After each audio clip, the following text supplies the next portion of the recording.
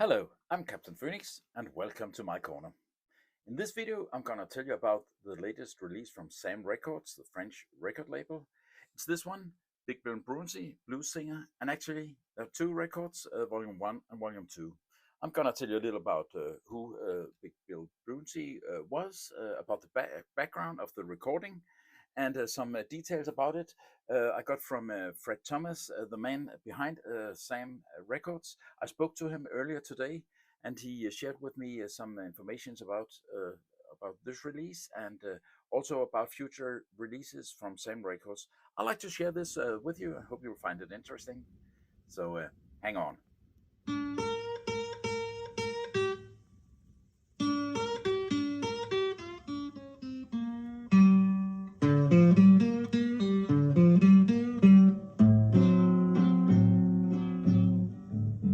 Louise, you're the sweetest gal I know. Big Bill Broonzy, which we see here. And this is a photo from the studio, from the actual recording session in Paris. He was born in, there's a little uncertainty about when he was born. Some sources said it was in 1893, others in 1903. So it's around the turn of the century at that time. He was born in Mississippi. He moved to Chicago in the 20s and was living there playing and doing other things as well, as I understand it, to keep up living, having other jobs. Then everything slowed down in the 40s. I think he was drafted to the American Army when U.S. Entered the Second World War. But after the war, he started playing again, and he was invited in the late 40s or early 50s to Europe. And that is where these recordings were made. They are from 1951 and 1952 on these two albums here. And the background for him getting to Europe and to record here and to record in Paris is described in this insert in the albums. It's the same in both of them, and there's a fold outs, 3 double pages, which you can see here with the great photos and a long story about how these recordings were made and the background for them. And as always with releases from Sam Records, it's not only about the sound; it's also about the visual quality. And you can see, I hope, this is a very great reproduction. The background was that there was a division of war in the French Parisian jazz society amongst some people wanting in the early 50s wanting to go with the new trends in jazz, the bebop, and others were more traditional oriented, and they as it's described here, they ended one of the parts ended expelling all the others from coming to one of the jazz clubs in Paris, which they owed the traditionalists. But and it was the traditionalist that was searching for something to show and something to play. Now that the trend was going the other way, not away from swing and the traditional jazz, over into the bebop. And so they focused on blues and on American blues players, and that was the background for Big Bill Broonzy to be invited to Europe. He played in London, he played in Paris, where these recordings are made, and later in the 50s, he went to, I think he went to the Netherlands, he went to Sweden, and he went to Denmark, and that's where I live, and there he recorded this one. This video is not about this, but I'd just like to mention it. In 1956, he recorded this one, An Evening with Big Bill Broonzy in Copenhagen. This has just been re-released on Story Records. But back to this release from Sam Records. It's from their very exclusive series, Artisan. I think it's only release 3 and 4 in this series. So we are flying first class here. These records are not cheap, and I like to say I bought these ones myself. They cost €100 each, so it's it's about some of the most expensive records I bought lately, but there's a reason for this price. The music. Let's take the music first. It's blues, of course. It's one man and one guitar, and it's recorded in the studio in 51 and 52, as I mentioned. There has it's the traditional blues themes. It's it's about your girlfriend or your love sleeps another place, that she's not coming home. It's you know, the traditional blues themes, and it's very well performed. Um, so that is what we get. The singing is great. Big Bill Broonzy is a great singer. He's a great guitar player as well. So we are lacking absolutely nothing on the musical side of it. On one of the tunes on the second volume here, and that's described in this little fold-out here.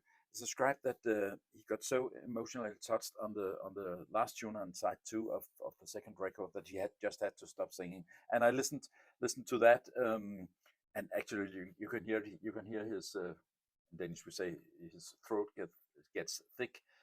You can hear he's on the brink of crying, and he just stops singing and stops playing, and the tune ends there. So he was really into his singing. That's nice, and of course the themes are a little sad. But on the other record I showed you here, made in Copenhagen, that's a live recording. He interacts with the public. He's in a very good mood. He jokes and yeah. So even though he sings the blues and about sad themes, he seems to also be a very light-spirited person at some point. So at some points, at least. So what we get here is this. Let's take the jacket, the cover here. I hope you can see that. Yes, you can see the paper there. It's not. It's a little some different levels in it, and this drawing, which is printed here, is from the original release from the early 50s. It's made here with a technique called screen printing. You project the image to a screen and removes all the areas where there's no color, and then you manually put on the color and press it through the screen onto the paper. And so you get this is not so this is handcraft. This is made manually. It's made one at a time. So this is a really yeah. I don't know if I'll call it art, but artwork at least. I spoke to Fred Thomas. He said he's involved in the making these covers himself. He got paint on his fingers, as he mentioned. So he was very much involved in both the visual and the acoustic part of this. On the back side, and I'm not sure if you can see it. Yeah, you might be able to see. This is kind of fabric. Fred Thomas told me this was from Milano. So he's been all around to get the right stuff, and it's it's so nice. It's got a nice touch, and even though we are used to getting good jackets from many companies, Stoughton and others, I have to say that this is at another level. Stoughton jackets and similar jackets, they are an industrial product. This is handcraft. So that's another level, and it's a numbered release. There are 450 copies of each. Mine is 148, and this is the one, and the other one is here. And as you see, this is also 148. And Fred Thomas said that he tries to, when somebody orders both of these releases, he tries to find the same number to send people, and that's really a nice gesture. Of course, the music is the same, but it's nice that somebody thinks of this, and I'd like to have the same number for both my releases here. The sound on this release is fantastic.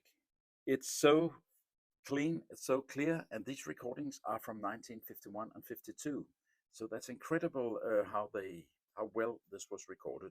I spoke to Fred Thomas about the process, and there are some digital steps in it. It has been digitalized, But as I said, it's almost a small restoration job. They have corrected a few things and added a little, as I understood it, in the low end and the high end of the frequency spectrum, but not much, no compression and nothing. So there's a digital step, and I think that well, some people might be sorry for that, but I think it's nice to know that an old recording through a digital process can sound so good as this one does. It's really as these two do. So it's really really great. And one man on one guitar. There's not a lot there's not a lot to blur or distract the sound you get here. It is mastered or got by Kevin Gray in the US, so it's been all the way to the US and come back, and it's pressed at Optimal, a German pressing plant, which has been producing a lot of good, but also some not so good releases. I have received releases also from Sam Records made by Optimal, where there's been non-fills and other defects on it. But this time, Optima has nailed it. This is the quietest pressings, the quietest vinyl I own, and it's ordinary black vinyl. It's even more silent than the special vinyl formula we got from, for instance, Kind of Blue releases. The milk white see-throughs. But this is only this is just ordinary black vinyl. You see the labels, which is also produced like the original. And the original release was on 10-inch. So, and this is, as you can see, a 12-inch release. So they have made that intelligent choice to make this 45 RPM to improve the sound quality. And I think that's intelligent because you get the same tunes on the same side as you did on the original, but you get a better sound quality. I'm not much into splitting two sides of an album into four sides just because to get a little extra sound quality when having it on 45 RPM. That might just be me, but I think I prefer the format that the recordings and the releases were originally made in, like what's supposed to be on one side and what's on the other. So Optimal did a very good job. The pressing is of the record and of the sleeve here is the jacket is fantastic. There's a lot of information to be found here in this beautiful fold out. I think there's 2 big pages with story about the jazz in Paris and the background of Big Bill Broonzy being invited here. Some technical information here, yeah, so that's a lot of effort has been put into this. They are only being released 450 of each, and Fred Thomas told me that he had ordered and received 500 from Optimal Records. He does individual quality check of each of them, visual inspection, and he had to discard 50 copies of Volume 1 and even more on Volume 2. So it ended up with only 450 copies of each of these release. Actually, a little less of Volume 2, since 70 was not up to standard.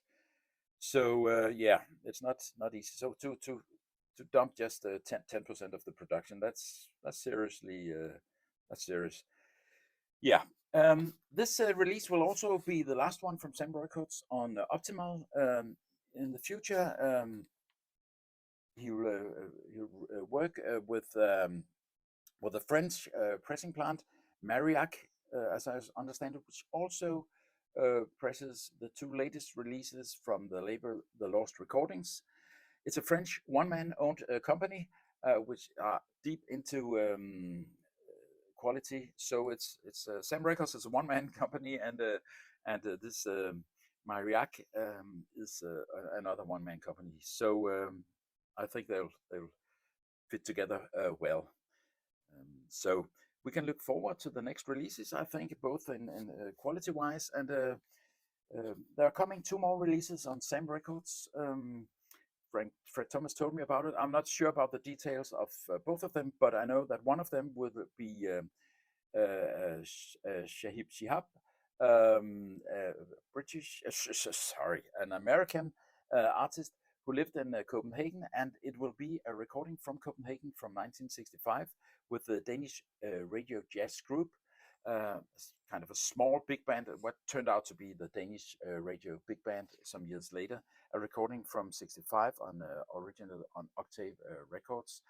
That will be the next release, together with another one from a recording from Paris in 1976, but not fusion jazz, acoustic jazz.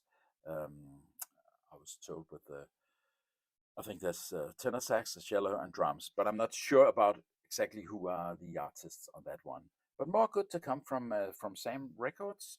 And these ones, I can really, really recommend them.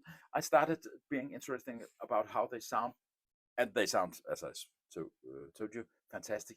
But I think the music, the singing has gotten in, got into me. So it's not just that it looks and feels and sounds good. It's also the quality of the musicianship here. They are very good. So I hope you will be able to get them if you are interested. At this time, the 13th of October, there's still a little more than 200 left on the Sam Records website. I'll put a link to the website in the comments below, and I'll also put a link to a small video I made with some other Sam releases, and to an interview I made with Fred Thomas when I visited him in May 2022. You're welcome to look at that, and until next time, I'll say thanks for your time, for your interest, and I hope to see you again. Bye bye.